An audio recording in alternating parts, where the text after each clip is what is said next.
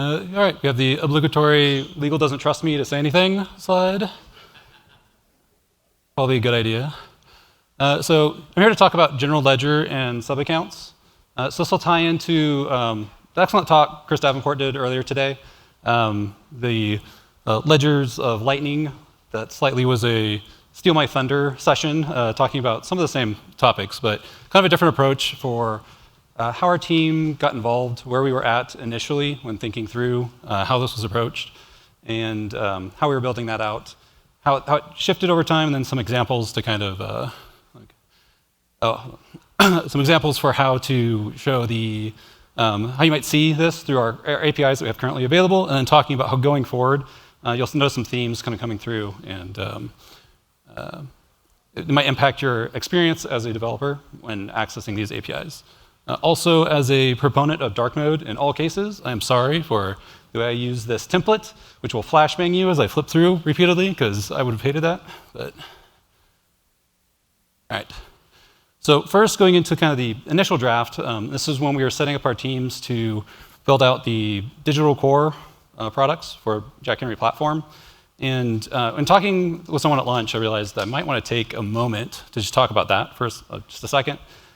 This is the way I'm using these terms. We have Jack Henry platform, so that's our kind of new place to deploy microservices and to use all the kind of the new technology, the new methods for deploying. And within that, the digital core specifically is if we have core modules or these things that are normally considered part of the foundational core, lifting those up in a way that they can or are capable of working alone or can be used in conjunction with the foundational cores. So that's the services we're talking about and kind of our process for building those as kind of the initial piece that we went through. So the main teams that were involved as we were working this out were the deposit domain and getting, of course, deposit accounts prepared, because that's obviously going to be part of the core, and general ledger. And so as the team started building it out and building the basics for what you need for, I have a deposit account, I have a general ledger account, and these have transactions, getting some basic kind of primitives for how these need to be defined. We started out with a kind of a focus on transactions, somewhat unintentionally, but these transactions going through the system such that they're hitting a deposit account and then flowing through the deposit account into the general ledger. This was our original design that we moved away from per Chris's earlier session that I'll get to in just a moment. But these, at times, was required. We started noticing it didn't feel right. And part of that was the amount of data needed that was kind of attached to this transaction to define what it was and how we were approaching that, so that general ledger had enough information later. Just started feeling wrong. So we started noticing that this first iteration, iterative development, we weren't planning on everything staying the same. Wasn't going to be there. And then the other piece was that on the general ledger side, there's an expectation that the credits and debits balance. And so we had a system to where we wanted those items to go in together. And so we'd always have balanced transactions. So that's going to be at least 2 transactions, which doesn't match the model on the deposit side that we started with of a single transaction flowing through. So GL's kind of having to make up these other side of the transaction or figure out, what is this balancing to?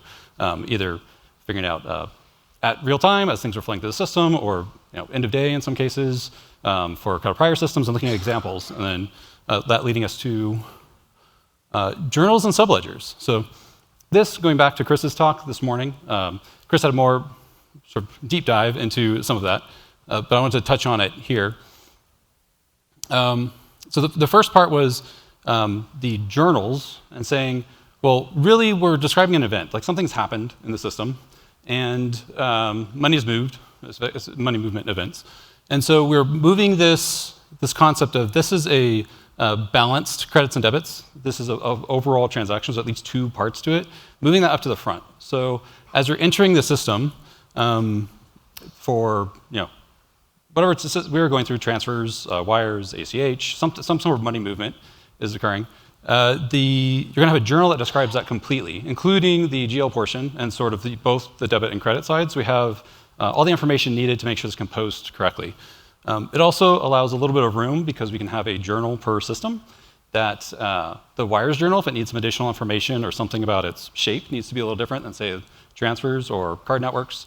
We have room to do that and to add additional attributes to these events that maybe deposits doesn't care about, but GL does, or maybe GL cares about, but deposits doesn't, or maybe there's another part of the system that needs to understand this event better. We have a space to do that without having to change all the systems, allowing each one to be independent. We can develop those without having things isolated, but the domains working together and being able to share data.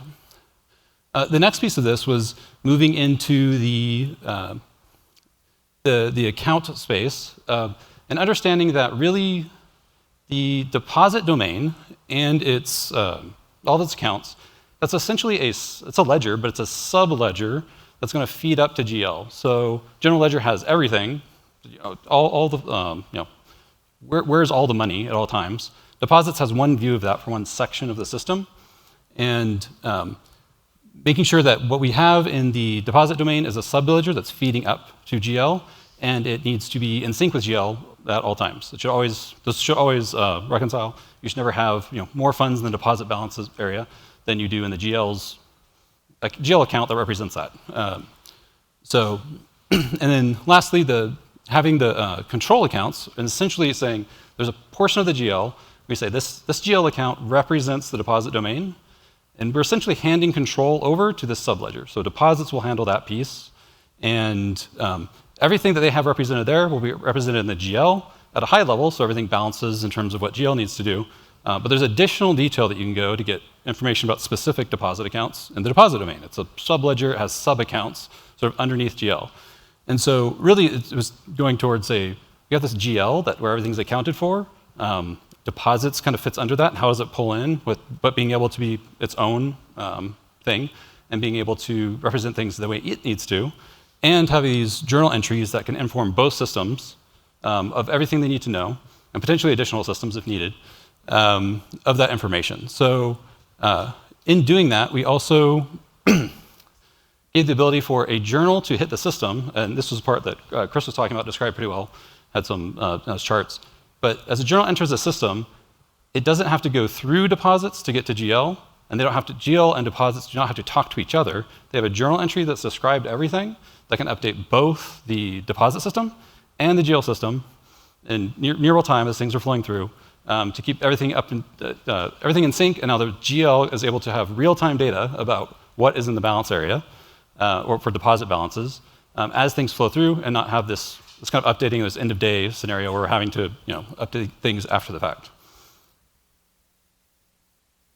All right, so here, I was going to have some examples to kind of help show this. For the system that we're building out, we have the various kind of journals that are being produced to send things into the system. So I grabbed some examples to kind of show this is involving transfer and kind of following that to the system, but additional journals are being built as we speak right now, so some work in progress. So try not to show things that are too much in flux and things that are actually like real now in production with APIs that you can hit today. All right, so starting with the GL search, I mentioned earlier we have, within GL, we need to have a control account that represents deposits. And so this is an example of a GL search, or kind of an idea of what the search would be. And it is, they're looking for a control account with the title starting with deposit balance. And that is coming up over here for, hello, thanks, Brad.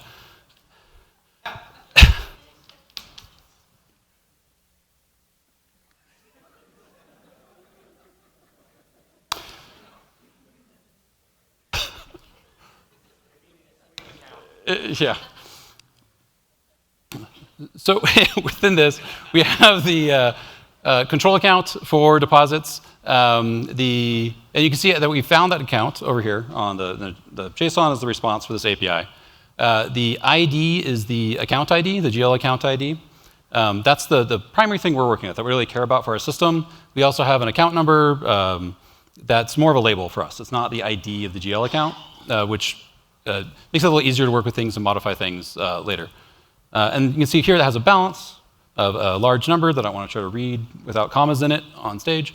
And that's representing all of the deposit accounts, all the balances of all the deposit accounts put together so that we have that information in GL. So next we'll do a search within that GL account for some transactions. Here and getting like a transaction history for that account. So here's an example of one of the transactions being returned. And within that, we can see that there is a transaction set ID that represents the journal that went into the system. So from the GL perspective, this is a set of transactions. There's credits and debits always going together. And that ID matches the journal entry ID so that we can link back and understand what journal entry led to this transaction being posted. This is an individual transaction, has the credit side for 2 cents. It came through the transfers journal. And so we could go search for that transaction set within the GL domain. Here, this one's a little smaller. But now we have 2 transactions coming back, so we're searching for the whole set of transactions. So it's again the GL perspective of what happened, but this is essentially the GL representation of that journal entry. So we know both sides. In this case, it was both within the deposit balances control account because it's a transfer from one deposit account to another deposit account, so the credit and debit are kind of in one place. And they're both for 2 cents. But this kind of gives you the structure and idea of GL's understanding and the transaction history of having these journal entries. And then jumping over to the deposit domain, so now we're outside of the GL domain in a separate domain that can have its own services and creation of those services that doesn't have to directly be involved with GL because we're not built together, 2 separate areas. And we have the journal entry ID showing up here, which goes back to the transaction set ID from the prior screen. So this is the deposits representation of that transaction that we saw in the transaction history on the GL side. So starting to see where it's something that you're not, within the APIs, where you're starting to see that behind the scene, these things are linked. The transactions within the deposit domain are linked to the GL transactions and transaction sets. And those are coming together underneath a journal entry as this enters the system. Because we kind of went back to say like journal entry is the entry point into the system and how you get into this, the transactions to be posted. All right, so going forward, and kind of like the things that you might notice or see coming out of the system as you're interacting with it because of what I was just discussing. So one is the APIs that you're using. We're going to have the journals themselves, so that those part of the system, like transfers, would have an API. And that API would be specific to its domain, so specific to transfers. You could also have specific to wires or cards or ACH. But this would be sort of APIs are bespoke for that purpose, rather than something that's more of a, here's an API for a transaction, and depending on the transaction code, the different information you're putting in with the transaction, it's being interpreted as a transfer or for some other purpose. It's kind of a single-use API for all transaction posting. That would be more behind the scenes, and what you're interacting with is a journal where you're saying, I want to have this journal entry posted for me. You're working with that domain to manage it. Another piece of this that I tried to point out in the examples before was the journal entry ID is available in these different systems. So everything is keeping track of this journal entry ID. This allows us to link between the systems, so we can start building APIs that can search up these journal entries. So you can go to the journal and search for that journal entry and get information about the transfer. You can, what deposit accounts were impacted? I can go to the deposit domain and search for that same journal entry there. I can go to GL and see how the GL was impacted. From a research perspective or trying to show additional information. This hopefully avoids, I had a conversation recently with someone setting up a new journal, which is getting a little more rinse repeat within the system. So new system comes online, we want to have a journal, we want to enter things into the system. And they said, hey, what's your, can you guys handle like comments? Do you do transaction comments? I was like, yeah, we handle transaction comments. How big are they? So, what size are you looking for? We were talking back and forth, and I was like, okay, well, like, why? Why do you need such large transaction comments? That's a little suspicious. Are you hiding IDs in there? And so, of course, it turned out they had a requirement where they're supposed to cram all these IDs and transaction comments. So later on, you can go to transaction history, you can parse through the comment, you can find some ID, you can go link to another system, because people are cheating around this lack of IDs in some existing systems, so they're used to that. If they come back and say regulatory, auditors make us or something, then sure, we can figure out how to accommodate their weirdo comments. But as a developer, I hate that. I would much rather have specific IDs in a specific place with a specific meaning that link everything together. So this, as part of in some ways a side effect of the journal system and some of the things Chris talked about earlier from the accounting perspective. How do we represent this? We can have the systems linked together much better. So I'm excited about some things we'll be able to build on top of that in terms of doing research and going throughout the system. Let's see. And then also going into kind of onboarding new products. So kind of new domains for an institution. So for some of these, we have in some cases you'll have a step where it's like we need to collect GL account information, various codes and things for GL. Those need to be configured as parameters into our system as we're posting transactions. Our hope is to limit that because it's more about creating a control account or similar accounts that are essentially kind of named and easy to link to within the system. So the new system comes online and it's more of a quick onboard, create this thing. It needs an ID. It can get renumbered later to some extent with a different GL account number to match that FI's, what they're looking for in a GL account numbering scheme. But the system getting up and linked and the transactions being able to flow through actually becomes a fairly simple process with lighter configurations. That was another thing that kind of was a benefit that came out of this that hopefully speeds up some of the install kind of steps for getting a new, something new kind of onboarded. All right, see. There's a picture of me with a haircut, in case anyone was curious. Let's see, I think I had. So I accidentally had this slide in here twice, which I noticed earlier, which I thought was good to have an additional section on some other items going forwarder, or which, I'll avoid saying dates, but some things that are more work in progress or things that we're looking into. So one of those items is the concept of virtual accounting. So we had a certain pattern established here where we have the GL account acts as a control account, this kind of main account, and then you have these deposits. You can view that as a sub-accounts of this GL account. And all these sub-accounts kind of roll up into this GL control account, and this linking between systems. Now looking at virtual accounting, which has a few different purposes or meanings depending, but like one case is something, you have a fintech use case where there's a single deposit account being used to represent multiple accounts that are actually managed within the fintech use case. But on the system, they're all posting to a single deposit account. It's like, well, as we're looking at that paradigm, sounds a lot like how we approached the GL control account, having sub-accounts within deposits. And now we're just expanding that on further and saying, well, now the deposit account has sub-accounts. And so we're looking into it now of how we could implement that same design and how best to kind of utilize that, but apply that to now having even further sub-accounts. How do we want to manage that? But that should make it easier to onboard and support virtual account use cases from like a fintech scenario. There's a few others that can benefit from that as well. Also, we had another system coming online we're talking about stablecoin. So how do we support stablecoin as a sort of a transaction rail? So really, in some ways, you're transferring to some external account through the system that's not unlike ACH or other existing wires. So I just started building it out. There's obviously some things to look through, and the team was going through it in terms of, okay, well, how do we connect this to, in terms of provisioning and having these wallets and things. There's complexity there. However, when we talked about how it interfaces with the system, with the deposit account and the GL account, it was very close to just like, oh, it's another journal.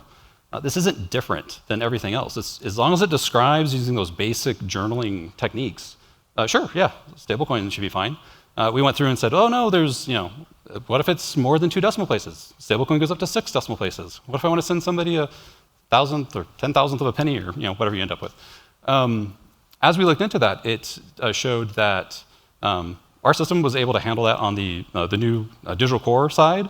To go up to that, we just had to go through and check to make sure that we didn't have something where it was kind of a soft limit where we said, oh, don't do something that's a fractional penny because we don't want to allow it. But technically, it's like, oh, sure, that's supported. We just need to scan the system, and okay, there's a new journal up and running. So that it's getting easier to add and expand to some of these use cases to where there's technical complexity in adding some new use case, but it stops within the journal, and this new system supporting it, the journal entries flow through the system very similarly, no matter what channel we're talking about.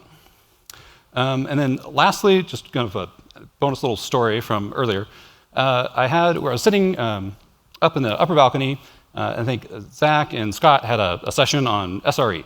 And they're going through and they're talking through alerting and metrics and things.